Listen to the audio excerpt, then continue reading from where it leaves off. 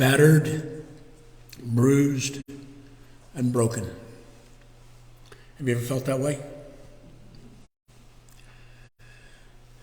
Maybe some even feel that way now. Isaiah chapter 42 contains what is referred to as a messianic prophecy. A messianic prophecy is one that tells us something about Jesus before he came to the earth. And now this particular prophecy tells us about how he will minister to the people. We know that Jesus is a pattern for us to follow. So I want us to consider this morning some of the things that were listed in this passage that we just read from Isaiah and how they might apply to us. In Isaiah chapter 42, verses 2 through 4, it says, "He will not cry aloud or lift up his voice or make it heard in the street. A bruised reed he will not break, and a faintly burning wick he will not quench.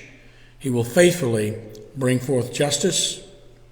He will not grow faint or be discouraged till he has established justice in the earth, and the coastlands wait for his law." Now, verse 2 is about publicity. Verse 3 is about protection. Verse 4 is about perseverance. In verse 2 we read, "He will not cry aloud or lift up his voice or make it heard in the street."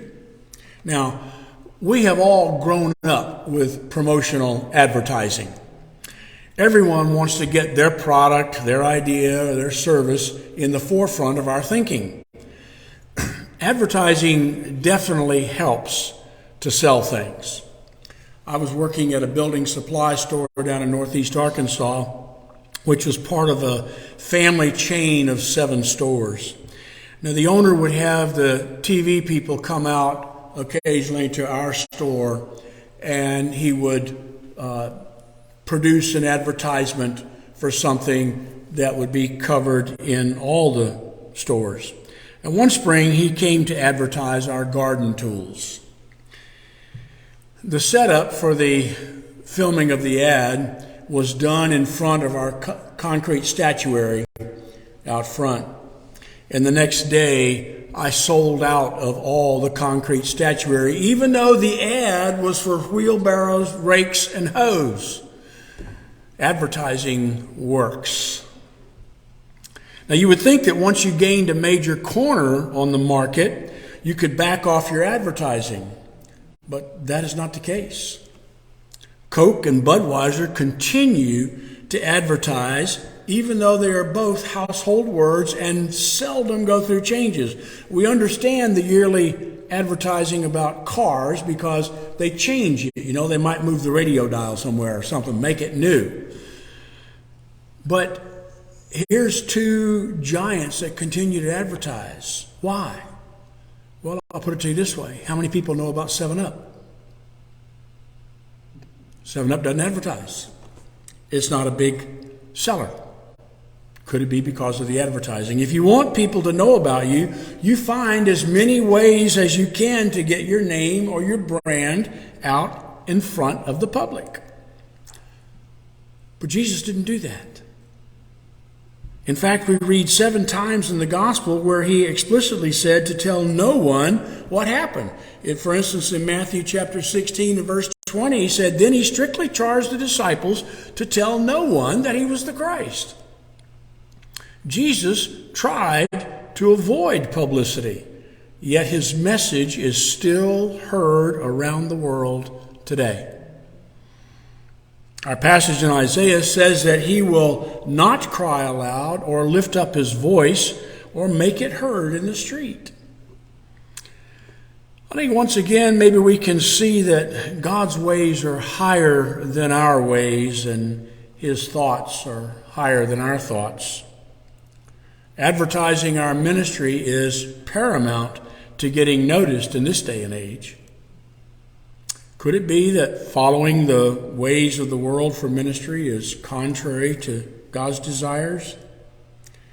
In Psalm 75, verses 6 and 7, we read, "For promotion comes neither from the east, nor from the west, nor from the south, But God is the judge. He puts down one and sets up another. And in Luke 14, verse 11, we read, "For everyone who exalts himself will be humbled, and he who humbles himself will be exalted."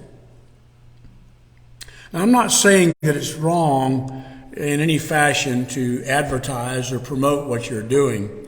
However, it seems as if without advertising, the message is not able to get out. But we all know that the best form of advertising is still word of mouth, just as it was in Jesus' day. And Jesus charged them to tell no one, but the more he charged them, the more zealously they proclaimed it. People always like to share something good that they have found, whether it's a new restaurant, a grocery store, a movie, or whatever. People talk, and that is the advertising of the best kind. Since there's no record of Jesus rebuking anyone for talking about him, we can assume that he knew what would happen, even when he told them not to. The point, though, is that he did not promote himself. Proverbs 27 and verse 2 says, "Let another praise you and not your own mouth, a stranger and not your own lips." We might learn to take that to heart. I know that in Philemon, which is one chapter, chapter 1 and verse 6, it says that the communication of your faith may become effectual through the acknowledging of every good thing that is in you. And that simply means that we don't downplay ourselves. That's not humility. But neither do we promote ourselves. We acknowledge what is good within us. And when someone pays you a compliment, you say, "Thank you." That's all. So next is the idea of protection in his ministry. Excuse me. "A bruised reed he will not break, and a faintly burning wick he will not quench. He will faithfully bring forth justice." Now, when we look at the world around us without judgment today, we can see things that should break our heart.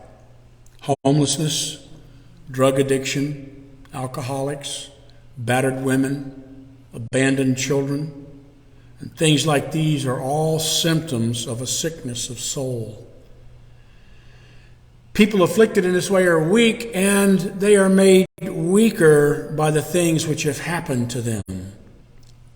Sadly, sometimes the things that has happened to them came from a Christian. It is so easy to be judgmental, especially when we come from a place of victory. If we have overcome some weakness of our own, I don't know why it is, but we tend to be more judgmental towards those who have not yet arrived there. We say, "Well, if I can do it, you can do it." But we forget how long it may have taken us to do it.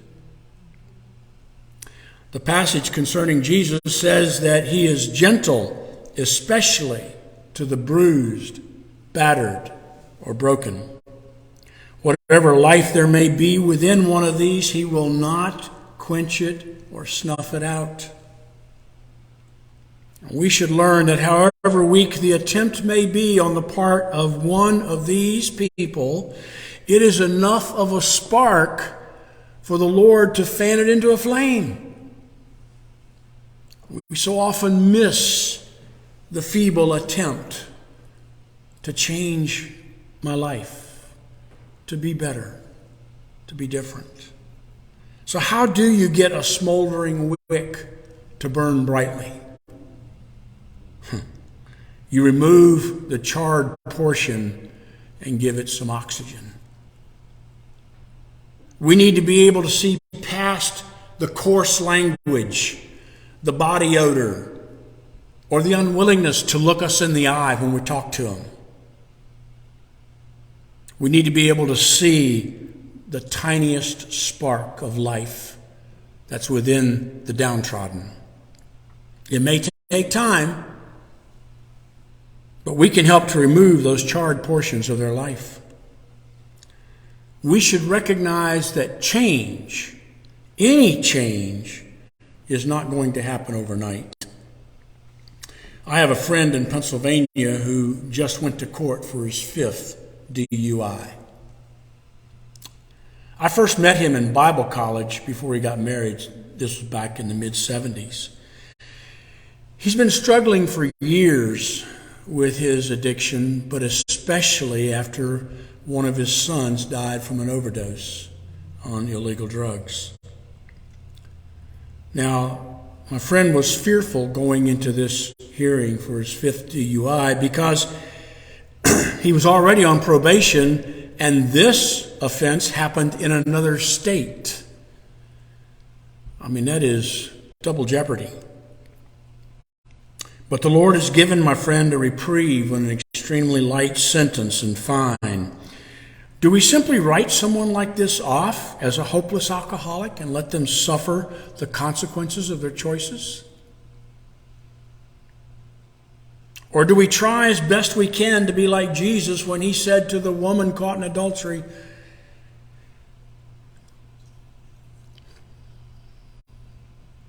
"Neither do I condemn thee"? And we may not use those words, but what he's talking about is, I'm not your judge. I don't judge you. Can we not do the same thing? It is not until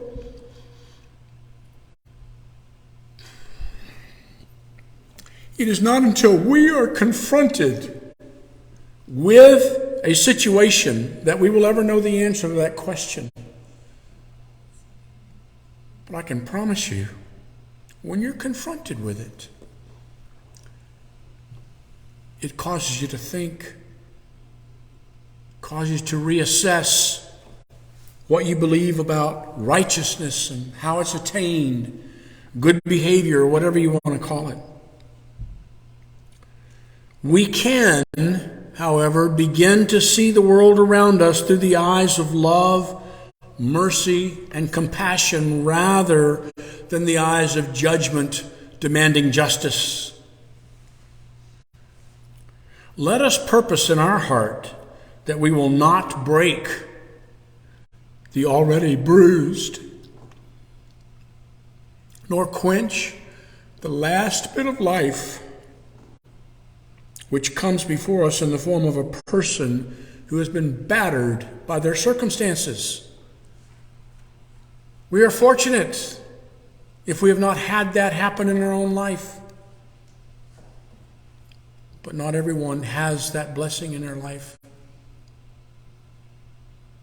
They've been beat up. Finally, there is the idea of perseverance. In verse 4 it says, "He will not grow faint or be discouraged till he has established justice in the earth." The word justice is mainly the idea of setting things right. It's not an eye, like I told you a couple of weeks ago, it's not an eye for an eye, a tooth for a tooth. It's setting things right. It's everyone having the same opportunities, if you will. I can put it just in that phrase. It is said that Jesus would not grow faint or be discouraged in the ministry to which he had been assigned. How easy is it for us to grow weary and just give up when things are not going the way we expected? How often do we just throw up our hands after the second or third relapse of someone? How long do we stand with a person through all their trials as they attempt to get free from their bondage? The answer is simple: as long as it takes.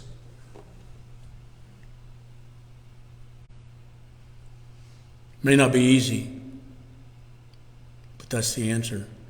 You stick with it. Gracie and I had some friends at a church we attended in Pennsylvania who had 2 growing boys. The parents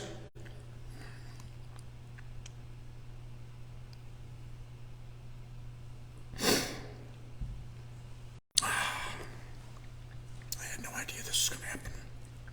The parents were continually asking for prayer for one of their boys because of the choices he would make.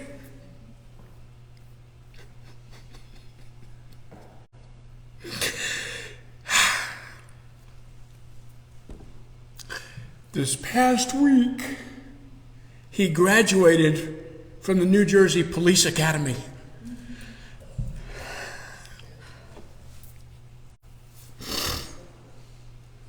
His proud mother, rightly so, posted this comment, and I quote, "He could have been a statistic, a kid who fell through the cracks. But today, when I hugged him, I got to cry happy tears because God answered my prayers for his life.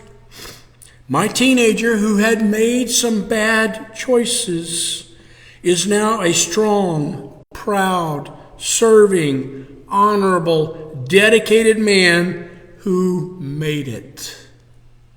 He will be able to speak into the lives of others and encourage them with his own story."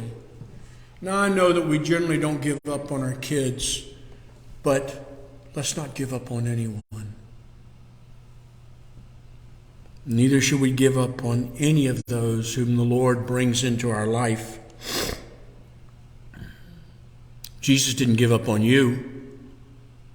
He didn't give up on me. So I ask you,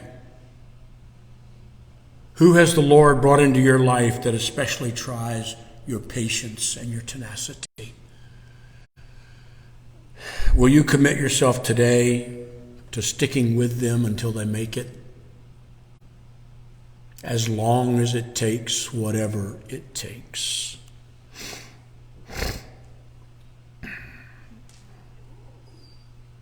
I had no idea that this message is going to end up being that personal.